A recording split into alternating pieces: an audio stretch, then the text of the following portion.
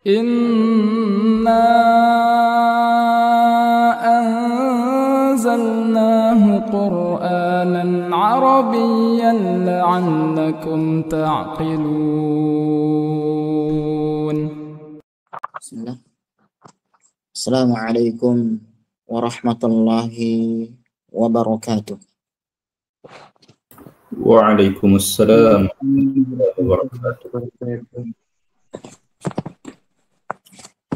حمدا كثيرا طيبا مباركا فيه كما يحب ربنا ويرضى. ما بعد. إخواني الكرام، أخواتي في الدين، rahimani wa rahimakumullahu jami'an. Alhamdulillah, pada kesempatan malam hari ini kita bisa melanjutkan kembali majelis kita membaca kitab Qatrun Nada Tabalus Soda, yang mana pada pertemuan sebelumnya kita berikan sedikit muqaddimah terkait metode atau cara di mana kita akan membahas kitab Nahwu, yaitu kitab Qatrun Nada. Kita sebutkan beberapa hal di antaranya adab-adab, ya, lain sebagainya, yaitu keutamaan ilmu Nahwu dan Sharaf. Kemudian juga tentang bahwasannya di zaman Nabi SAW tidak disebutkan atau tidak ada ilmu Nahwu dan ilmu Sharaf karena mereka fasih dan memiliki ilmu, yaitu ilmu dzauq, ilmu yang mana jarang dimiliki oleh orang-orang pada zaman sekarang ini. Baik, kita lanjutkan.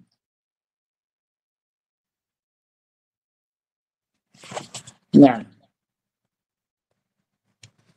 pertama, mari sedikit kita berkenalan dengan Al-Imam Ibnu Hisham.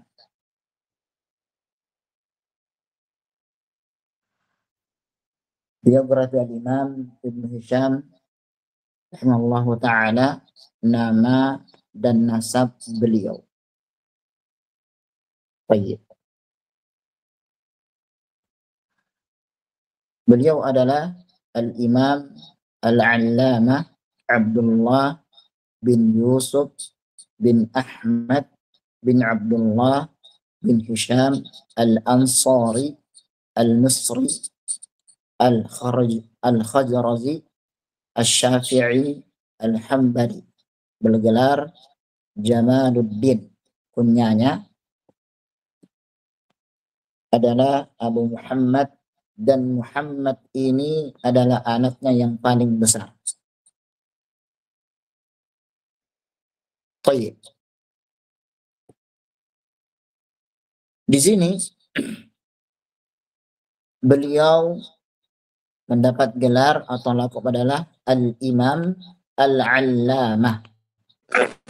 Jadi tak marbuto yang pada laqab Al-Allamah itu maknanya adalah seseorang yang dia katsirul ilm, yang ilmunya amat banyak sekali. Ya. Di sini juga kita bisa menarik beberapa kesimpulan. Ya. Di antaranya apa? Orang-orang terdahulu, terutama nasabnya orang-orang Arab, itu terjaga. Kemudian yang kedua, orang-orang terdahulu atau orang-orang Arab terdahulu, mereka itu memiliki mazhab, yang mana mazhab ini, ya, di antaranya mazhab Syafi'i, ya, kemudian Hambali, ya, dan lainnya. Tetapi ikhwan yang kiram, mazhab itu ya hukumnya tidak wajib. Cuman dia dijadikan wasilah untuk bisa mempelajari agama yang mulia ini. Demikian. Ya. Baik. Selanjutnya, kelahiran dan pertumbuhannya.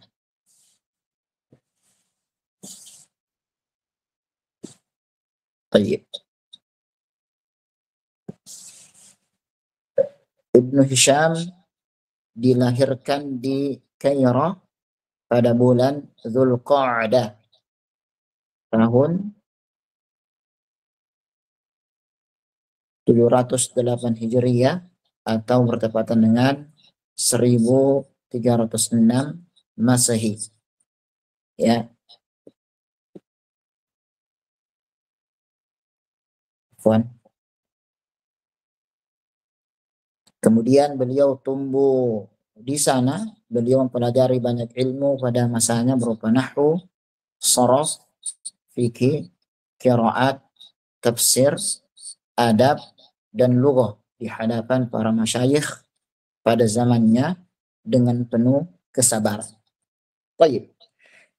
Di sini ikhwan fillah wa akhwatil kiram, barakallahu fikum jami'an, ya. Seseorang ketika dia ingin belajar, maka pilihannya itu hanya ada dua. Apa itu? Yang pertama, dia memilih ilmu yang dia itu mutakhassis fihi, yang dia menekuni ilmu tersebut, spesialis maksudnya. Ya. Misalnya dia mau ahli dalam bidang ilmu nahwu, dia tekuni, dia dalami, yatabahharu fihi, dia itu mendalami ilmu nahwu tersebut. Ya, kuliahnya ilmu nahwu, S1-nya ilmu nahwu, S2, kemudian S3. Itu. Kemudian yang kedua, atau dia menjadi talib al-am. Apa maksudnya? Ya, dia pelajari semua bidang ilmu. Dia pernah belajar ilmu nahwu, kemudian juga dia pernah belajar ilmu sharaf, fikih, tafsir, adab, dan lughah. Nah, ini menunjukkan bahwasannya seseorang muslim ketika ingin belajar, dia diberikan dua pilihan. Mau jadi mutakhassis atau dia menuntut ilmu secara umum. Dia pelajari semua bidang ilmu, ya, dia ketahui, dia buat talkhis dari ilmu tersebut. Demikian. Ya. Selanjutnya beliau mengatakan, wa man yastabir lil ilmi idfar binailihi. Siapa yang bersabar dalam menuntut ilmu, maka ia akan menggapainya. Demikian. Wa man yakhtub al-hasna'a yasbir 'ala al-badli wa man lam yadhallim nafsa fi talabil 'ula yasiran ya'ish dahran tawilan akha dhullin.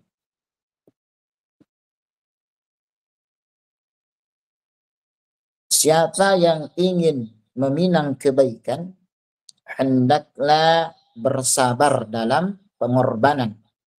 Siapa yang tidak menundukkan nafsunya dalam menggapai suatu yang mulia, maka ia akan hidup lama sebagai orang yang hina. Baik. Dan ini juga sama dengan pesan atau wasiat Al-Imam Asy-Syafi'i. Ya, beliau mewasiatkan kepada kita itu untuk bersabar kepada sifat seorang guru ketika memberikan ilmu kepada anak didiknya. Kenapa harus bersabar, kata beliau? Beliau mengatakan li'anna min rusubil ilmi fi nafaratihi. Karena gagalnya seseorang belajar itu dia kabur atau lari dari gurunya. Demikian. Ya. Selanjutnya, setelah beliau mendalami ilmu-ilmu, ya, maka beliau mengajarkan ilmu bahasa Arab di Mesir, kemudian di kota Mekkah. Awalnya beliau bermadzhab Asy-Syafi'i, kemudian 5 tahun sebelum beliau wafat, beliau beralih ke mazhab Hambali. Ya. Nah,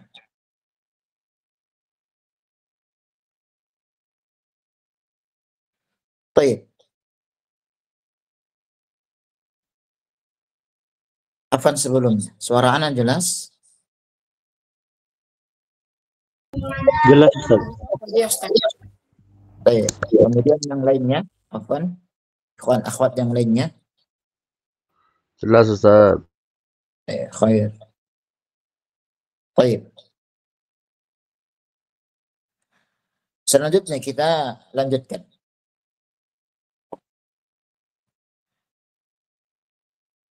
Di sini beliau mengajarkan ilmu bahasa Arab di kota Mesir. Nah, berarti ikhwani al-kiram dan akhwati al-karimat, seseorang ketika dia sudah pernah belajar, ya, dia sudah pernah belajar, maka wajib bagi dia untuk mengajarkan ilmu yang ia dapat. Karena pernah dikatakan, ya, zakatul ilmi ta'limuhu. Ya. Zakatnya ilmu itu adalah mengajarkannya, atau zakatul ilmi ta'limuha. Mengajar, atau seseorang ketika ingin berzakat, maka dia wajib mengajarkan ilmu, dan itu disebut dengan zakatnya. Jadi zakat bukan hanya ada pada harta saja. Baik. Kemudian sifat dan keilmuan beliau. Ibnu Hisham menonjol dengan dikaruniai kecerdasan yang luar biasa dan hafalannya yang kuat. Beliau sanggup melampaui kawan-kawannya pada banyak ilmu, seperti ilmu nahwu, ilmu fikih, adab, tafsir, dan lughat, bahasa. Bahkan beliau melampaui para syekh pada masanya itu. Beliau menghafal Mukhtasar Al-Kharqi dalam tempo kurang dari 4 bulan. Adapun dalam aspek ilmu bahasa Arab, Ibnu Hisham adalah seorang sastrawan. Hanya saja beliau banyak berbeda dengan Abu Hayyan, salah seorang ahli nahwu pada masanya. Dalam segi akhlak, beliau dikenal dengan tawadhu, berbakti, penyayang, santun, dan halus budi bahasanya. Menjaga diri, bagus perjalanan hidupnya, kemudian istiqamah dan sabar dalam menuntut ilmu. Masya Allah. Ya. Dari sini ikhwani al-kiram wa akhwati al-karimat, kita bisa menarik beberapa kesimpulan. Ya. Kesimpulan pertama, bahwasannya Allah Tabaraka wa Ta'ala memberikan kecerdasan kepada hambanya itu dengan dua hal. Ya. Jadi memberikan kecerdasan kepada hambanya itu dua hal. Ya. Apa itu? Yang pertama, at-tabi'i. At-tabi'i.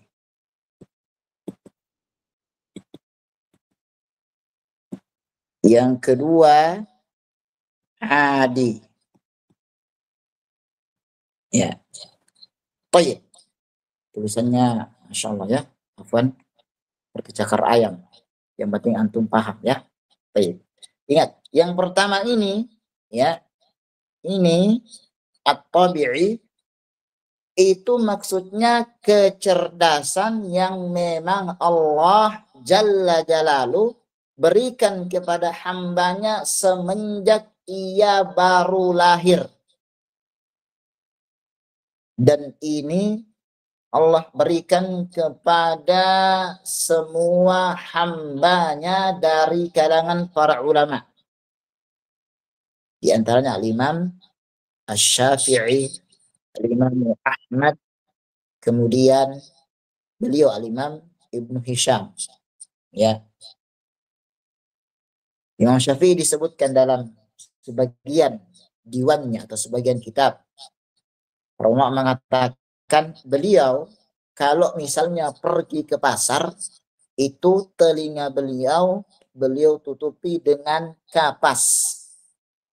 Ditanyakan, limadza fa'alta hadza ya syekh? Limadza fa'alta hadza ya imam? Atau kama qala.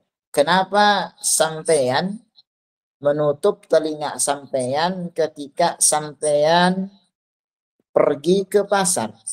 Ya. Apa kata beliau?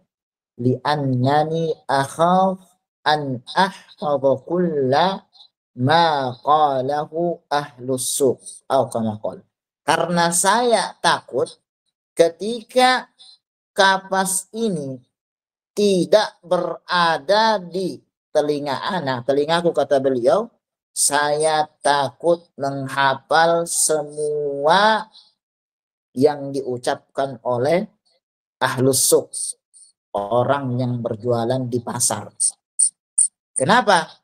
Karena beliau ketika satu kali mendengar itu langsung hafal dan hafalannya itu kuat, mungkin tidak akan pernah lupa. Kalau di zaman sekarang, di zaman kita itu banyak macam-macamnya. Ada orang dia cepat hafal, cepat juga hilangnya. Ada orang lama hafal, cepat hilangnya. Ya, ada orang cepat hafal, lama hilangnya, dan lain sebagainya. Nah, itu semua adalah zaka tabi'i yang Allah berikan kepada para ulama sehingga mereka itu mungkin hafalannya kuat, hafalannya ketika menghafal Al-Quran, Al-Hadis, dan lain sebagainya, atau ilmu-ilmu yang disebutkan oleh para ulama. Baik, itu yang kedua. Yang pertama apa? Yang kedua yaitu az-zaka al-adi. Apa maksudnya? Zaka al-adi ini adalah ketika orang itu dia lahir belum cerdas, namun kecerdasan itu muncul ketika dilatih. Dengan banyak apa? Dengan banyak menghafal. Makin sering dia menghafal, maka otaknya akan makin tajam, akan makin gampang untuk menghafal. Jadi otak kita ini diibaratkan seperti pisau. Pisau, ya, kalau misalnya jarang dipakai, diletakkan saja di lemari, itu biasanya pisaunya akan tumpul. Namun dipakai kemudian diasah terus, maka pisau itu akan tajam. Begitulah dengan otak manusia. Makin sering dia gunakan untuk menghafal, maka makin sering ilmu akan masuk dan menetap di dalam otak dan sanubarinya. Demikian, ya. Baik.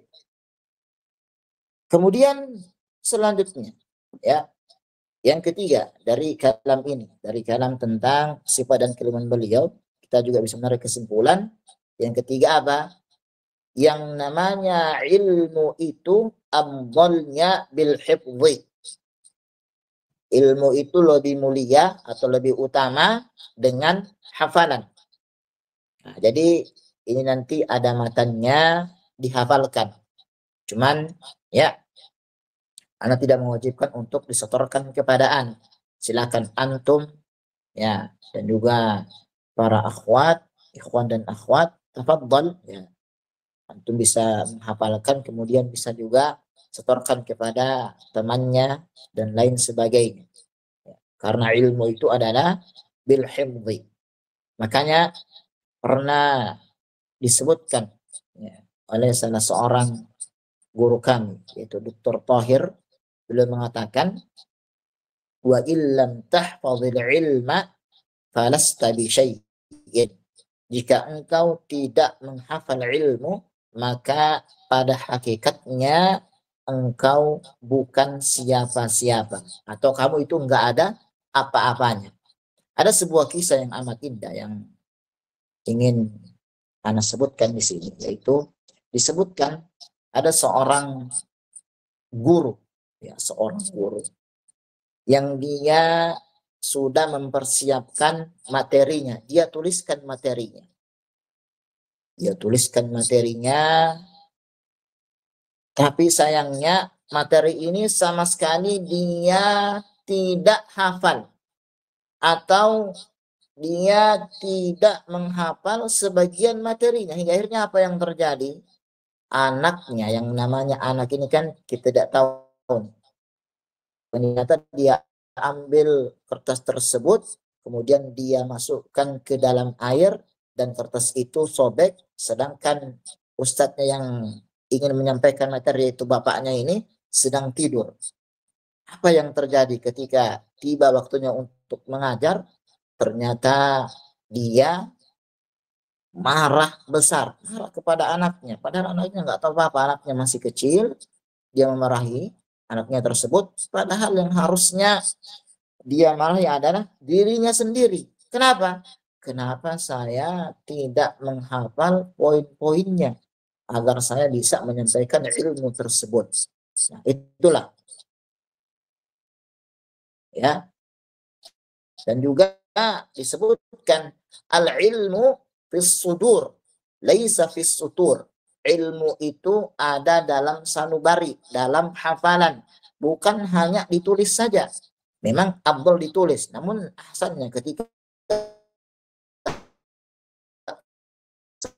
ditulis maka dihafalkan poinnya, kan kita tidak pusing lagi, tidak perlu cari oh mana kertasnya, mana bukunya, nggak perlu.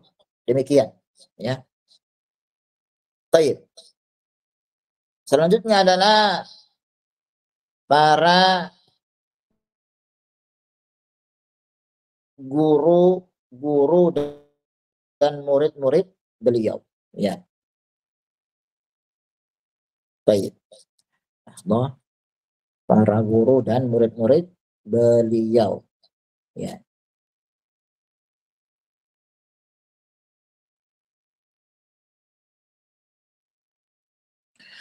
Ibnu Hisham belajar kepada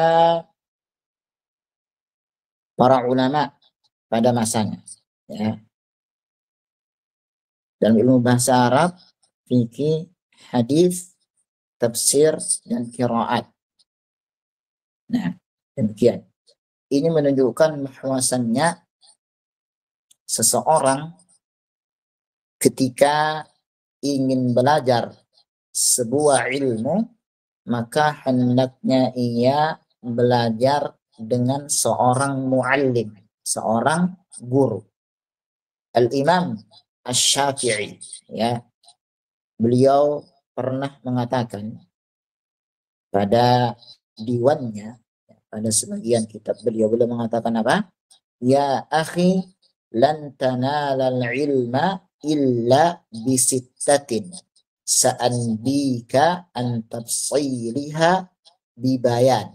Dia mengatakan, wahai saudaraku penuntut ilmu, engkau sama sekali tidak akan bisa memperoleh ilmu kecuali dengan 6 perkara.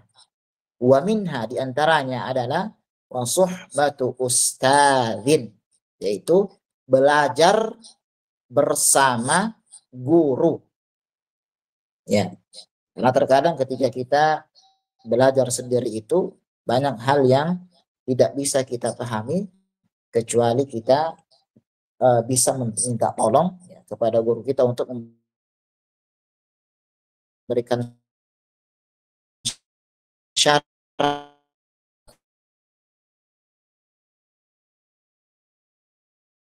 jari, paling dasar ya, thaqafah lugawiyah yang kuat, kita paham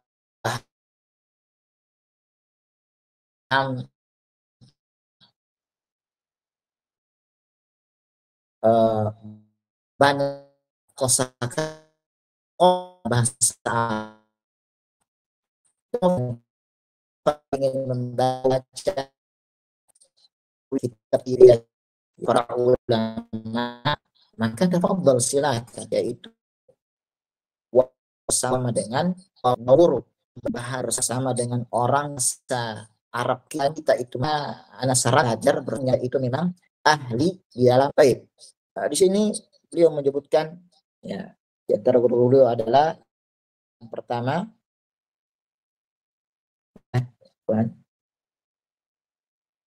yaitu Syekh ya, Syihabuddin Abdul Latif Al-Murahhal.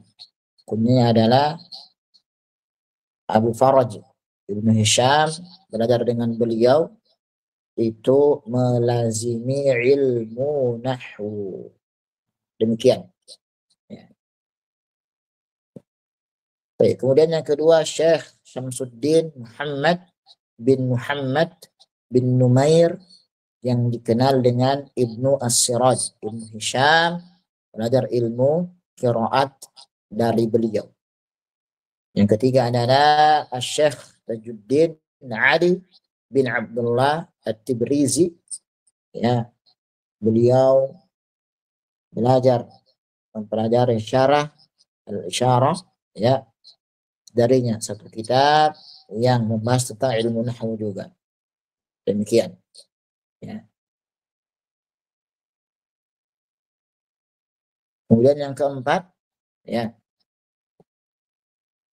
Imam Ibnu Jama'ah, ya, salah seorang ahli hadis pada masanya.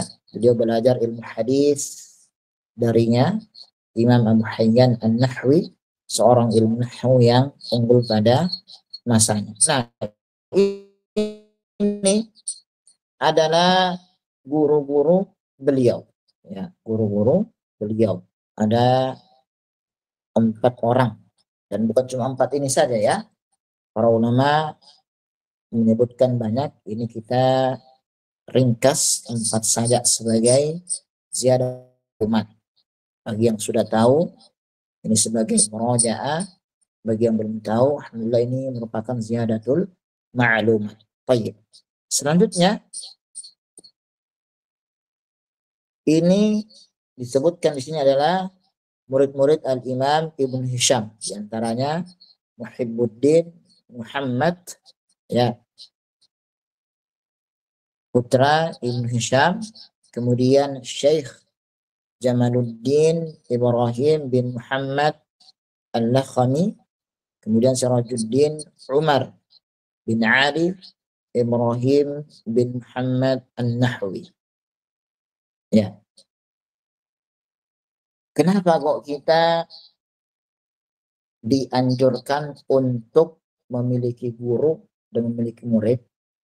Maka kalau guru nanti dia akan memberikan keterangan penjelasan kepada kita ketika ada suatu maklumat atau ilmu yang kita kurang paham. Sedangkan murid, mereka akan menjadi penerus ilmu kita. Kita ajarkan misalnya baca Quran kepada murid kita ini. Nanti ketika dia mengajarkan ilmu yang kita ajarkan, maka demi Allah itu akan mendapatkan pahala buat kita.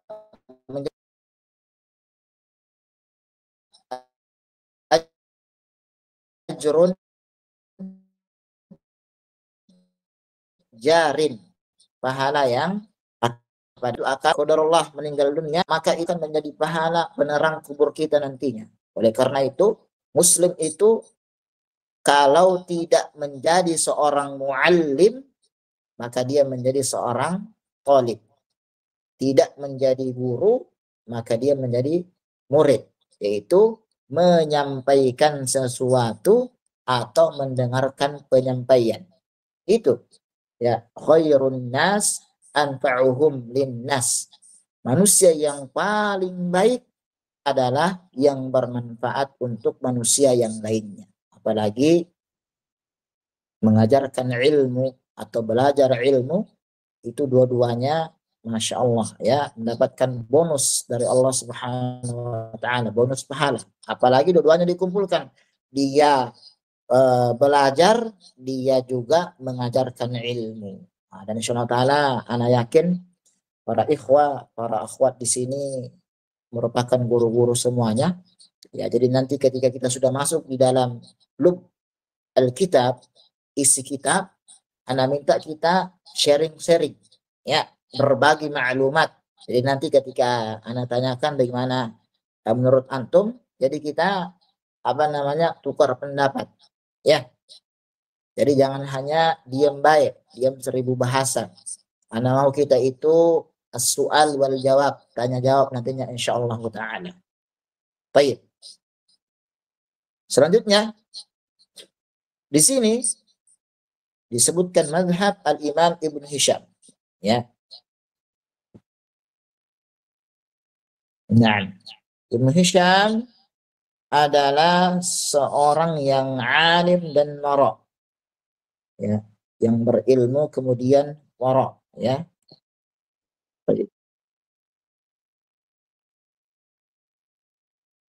Ya. Beliau tidak tercelah akidahnya. Akidahnya ini akidah yang lurus, ya. Agamanya dan suluknya. Suluknya itu maksudnya apa? Akhlak, adab beliau. Dahulu beliau bermazhab Asy-Syafi'i, kemudian beralih ke mazhab Hambali, ya. Kemudian juga disebutkan ada pendapat yang lain seperti Syekh Yusuf bin Tagri Bardi. Ibnu Hisham pada awalnya seorang Hanafi, kemudian beralih menjadi Hambali. Demikian, ya. Kemudian para ulama memberikan sedikit tanggapan atau komentar kepada beliau. Jadi yang harus juga kita perhatikan, seseorang memberikan tazkiyah bahwasanya orang ini bisa mengajar, itulah adalah para ulama, orang yang lebih alim dari beliau, atau orang yang ilmunya itu tidak diragukan lagi. Nah, ini kaidahnya. Jadi orang ini nih dia bisa ngajar. Itu yang mengatakan demikian siapa? Ulama. Enggak sembarangan orang. Ini kebanyakan orang yang kita tidak tahu, ya, dari mana asal usulnya disebutkan dia ini adalah alim, kiai dan lain sebagainya. Tapi kita nggak tahu siapa yang memberi tazkiyah kepada dia, di mana dia belajar dan lain sebagainya. Ini harus kita perhatikan baik-baik, ya. Kenapa? Karena ilmu ini adalah darah daging kita. Ilmu ini adalah akidah kita, agama kita. kalau misalnya kita mengambil ilmu ini kepada semua orang yang kita tidak tahu di mana dia belajar dan apa akidahnya, itu bisa berbahaya. Makanya disebut oleh Imam Ibnu Mubarak Allah Ta'ala, beliau mengatakan apa? Inna hadzal ilma dinun fanzuru amman ta'khuduna dinakum. Ilmu ini atau agama ini adalah ilmu buat kalian. Oleh karena itu hendaknya kalian memperhatikan dari siapa kalian mengambil agama kalian, dari siapa kalian mengambil ilmu. Demikian. Ya, jadi seorang itu harus memilih muallim yang memang ya sahih dalam pemahamannya. Allahu a'lam bissawab. Baik. Pendapat para ulama disebutkan di sini ya. Ibnu Hisham, Imam Asy-Syubki berkata, Ibnu Hisham adalah ahli nahwu zamannya. Ini tazkiyah, rekomendasi. Ya. Sedangkan Asy-Syaikh Ad-Dammini berkata kepada putra Ibnu Hisham, andai saja Imam Sibawai masih hidup, pastilah ia akan berguru kepada ayahmu dan membaca kepadanya. Ini berarti menunjukkan apa? Ibnu Hisham ini mendapatkan tazkiyah bahwasanya beliau lebih alim dibandingkan oleh Al-Imam Sibawai. Dikatakan oleh Asy-Syaikh Ad-Dammini. Allahu a'lam bissawab. Kemudian Ibnu Khaldun berkata juga, kami di negeri Maroko, mazilna fil Maghrib, ya, nasma' fi Misra yuqal annahu ahla min Sibawai, yuqal lahu Ibnu Hisham. Ya, itu dapat bahasa Arabnya disebutkan ya, ketika kami berada di Maroko senantiasa mendengar kabar bahwa di Mesir ada seseorang bernama Ibnu Hisham yang mana dia lebih alim, lebih faqih di dalam bidang ilmu bahasa Arab dibandingkan Al-Imam Sibawai. Ya. Demikian. Ya. Nah, itu yang kita sampaikan tadi, bahwasanya seorang harus belajar dengan guru yang sahih, alma maternya yang benar, akidahnya, torikonya juga benar. Kemudian mendapatkan tazkiyah dari orang yang paling a'la dari dia, a'la min nisbatil ilm, yaitu a'la ilmunya, pengetahuannya, sehingga dia ini benar ketika menyampaikan ilmu kepada anak didiknya, kepada murid-muridnya. Baik. Kemudian metode ya dalam bidang ilmu nahwu, terutama dalam kitabnya Ibnu Hisham, itu para ulama memberikan kesimpulan beberapa asas ya. Baik. Apa?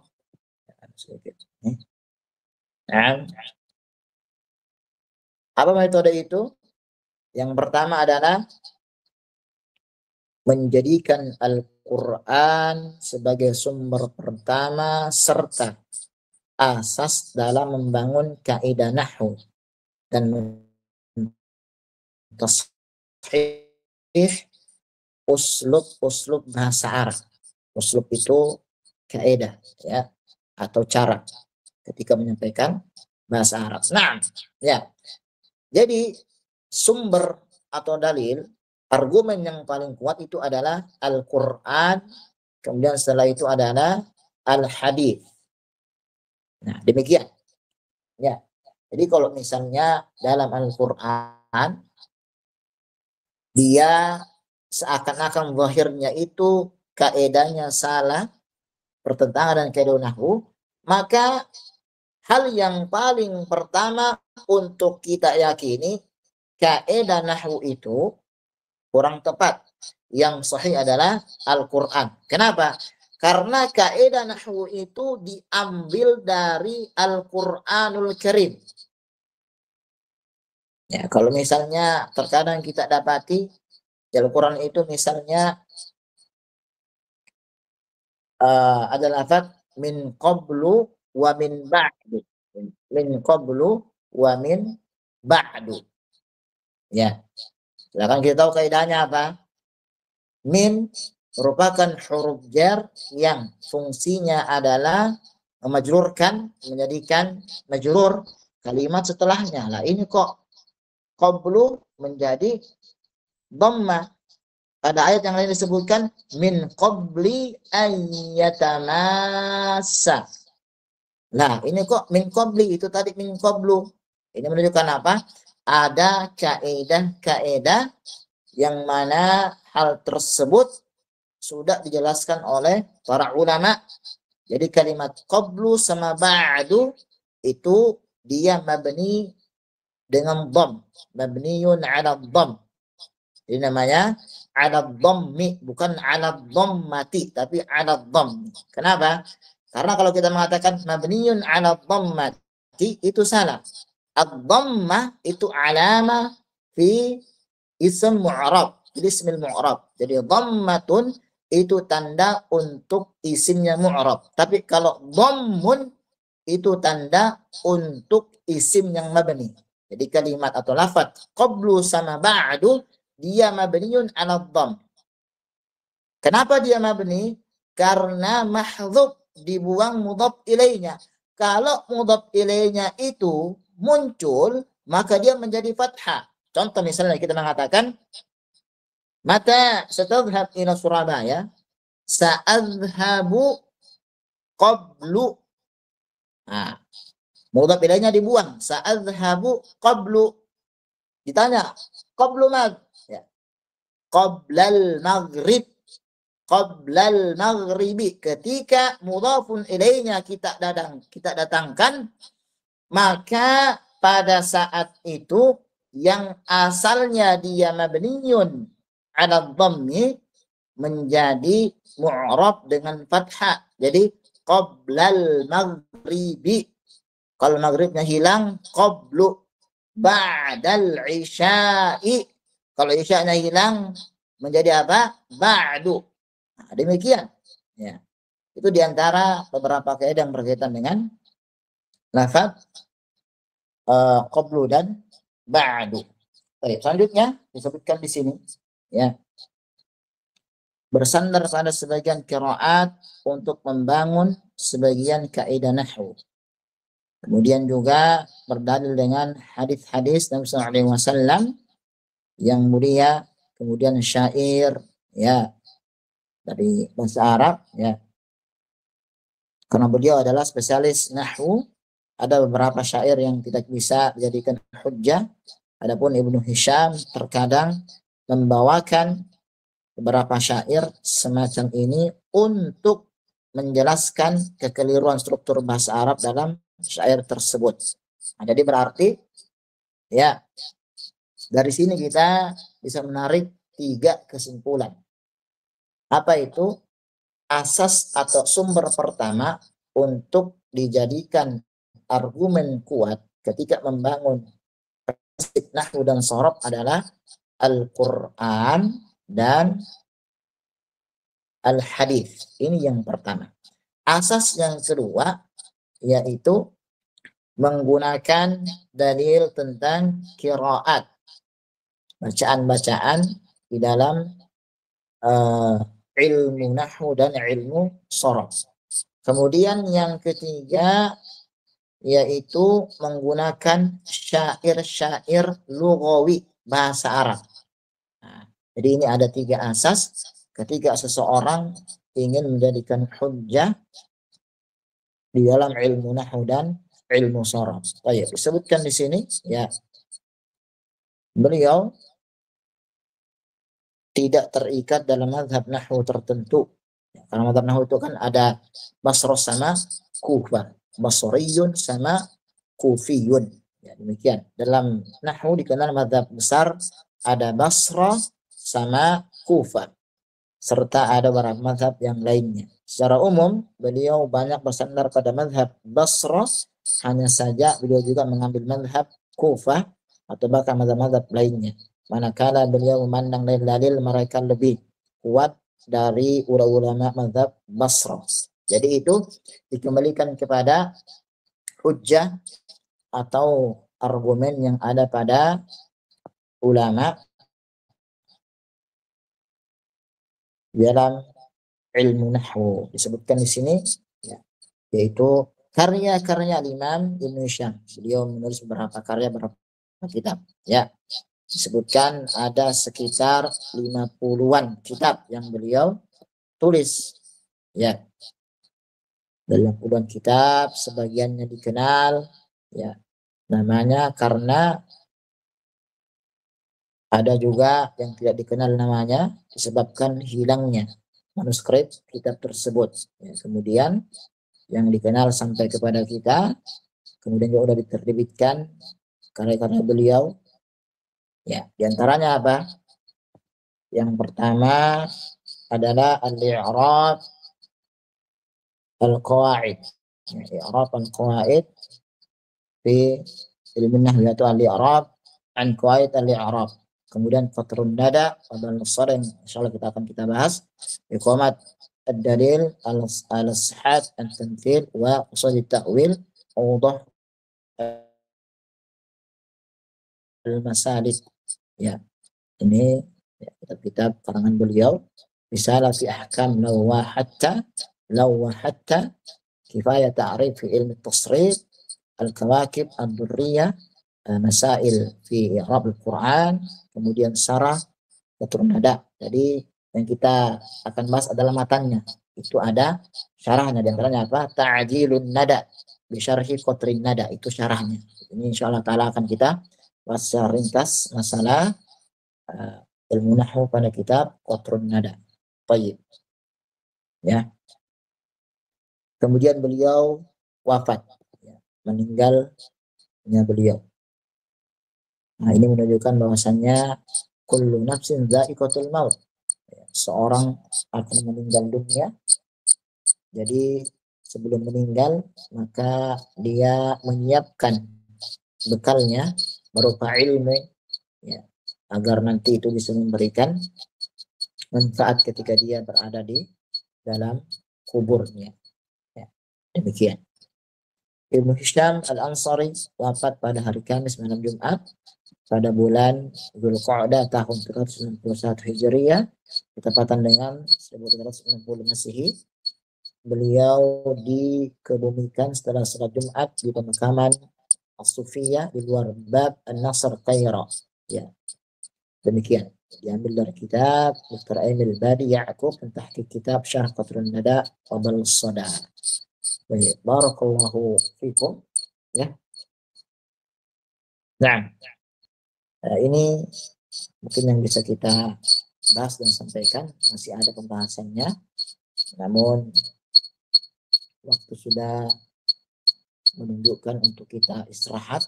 Insyaallah taala ini akan kita bahas pada pertemuan yang ketiga, sekaligus insyaallah taala kita akan masuk pada pembahasan kitab yang pertama insyaallah taala.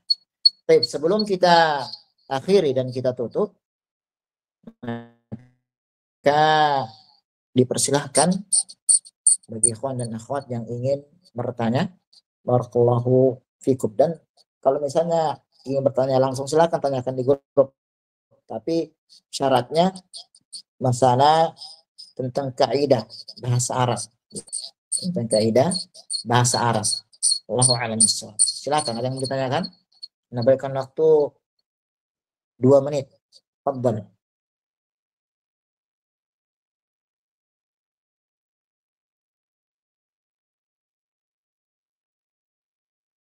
Nah, fadhal yang angkat tangan. Ya, Assalamualaikum Ustaz. Warahmatullahi Mau tanya, untuk kitab yang dibahas jadinya Syarah Qatrun Nada Ibnu Hisham atau Ta'jilun Nada punya Syekh Abdullah Al-Fauzan? Syukran. Baik. Kita bahas syarah Qatrun Nada Ibnu Hisham insyaallah taala. Syarah Qatrun Nada Ibnu Hisham insyaallah taala. Baik. Nah, lain lagi. Assalamualaikum Ustaz. Itu tadi Puan, kebetulan tadi harus ke belakang sebentar.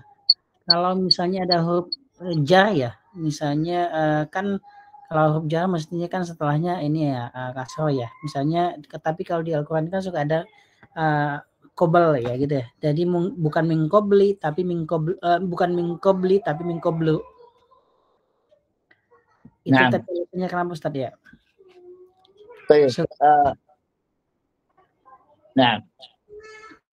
Begini khonal kiram, qablu sama ba'du itu adalah dua dhorob yang dia mabni dengan dhamma. Kapan mabni ilaihnya dibuang?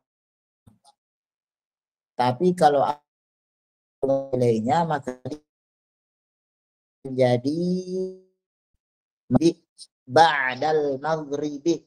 Kalau maghribnya kita hilangkan maka menjadi qablu sama ba'du. Baik. Kemudian setelah itu ketika ada huruf jar min qablu min ba'du, karena itu apa nih? Memang kita mengatakan min qabli min ba'di.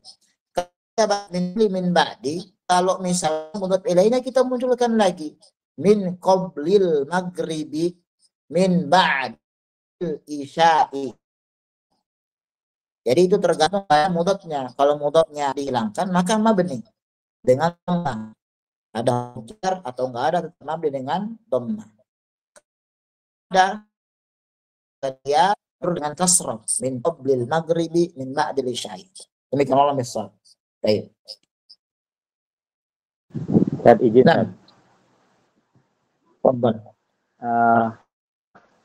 Ustaz. Bisakah kita mencukupkan belajar bahasa Arab? Nggak ada habis-habisnya, Ustaz. Nggak ada habis-habisnya. Bisakah kita mencukupkan dengan kita belajar syarah qatrun nada wabil soda, sudah cukuplah, nanti diulang-ulang, di murojaah lagi. Bisakah begitu, Ustaz? Pertama, kalau misalnya kita tidak mau mendalami lebih dalam lagi, maka dasar ilmu nahwu sama sharaf cukup, tidak mengapa.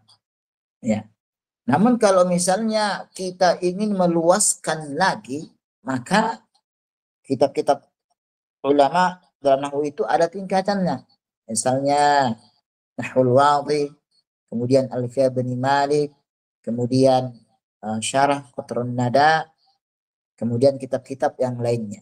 Jadi kalau misalnya kita mencukupkan satu kitab ilmu nahwu dan udah dijelaskan misalnya kaidah-kaidah nahwu di situ, maka insya Allah cukup. Namun kalau ingin lebih luas lagi maka tidak mengapa juga. Makanya disebutnya apa? Man tabahhar fi ilmin nahwi ittada bihi kullal ulum. Barang siapa yang dia memperdalam ilmu nahwu, ya, dia tekuni dari dasar sampai tingkat tinggi, maka akan dimudahkan dia untuk bisa memahami semua ilmu-ilmu syariat. Wallahu a'lam bissawab. Baik. Merasa cukup ya? Baik. Yang ingin bertanya boleh langsung tanyakan di grup. Barakallahu fikum jami'an. Insyaallah ta'ala pada pertemuan berikutnya kita akan bahas kenapa disebut dengan qatrun nada abalus sada. Barakallahu fikum. Setelah itu insyaallah kita usahakan masuk tentang pembahasan yang pertama, ya, al-kalam, qaul mufrad dan seterusnya. Nah, ikhwan kiram, apa yang Anda sampaikan ketika ada salahnya itu dari diri Anda pribadi dan juga syaitan yang terkutuk. Apabila ada yang benar maka yakin dari Allah Subhanahu wa taala. Barakallahu fikum jami'an. Ana akhukum Halid Mazhar. Ana kita akhiri. Subhanakallahumma bihamdika asyhadu an la ilaha illa anta astaghfiruka wa atubu ilaik. Assalamualaikum warahmatullahi wabarakatuh. Jazakumullah khairan.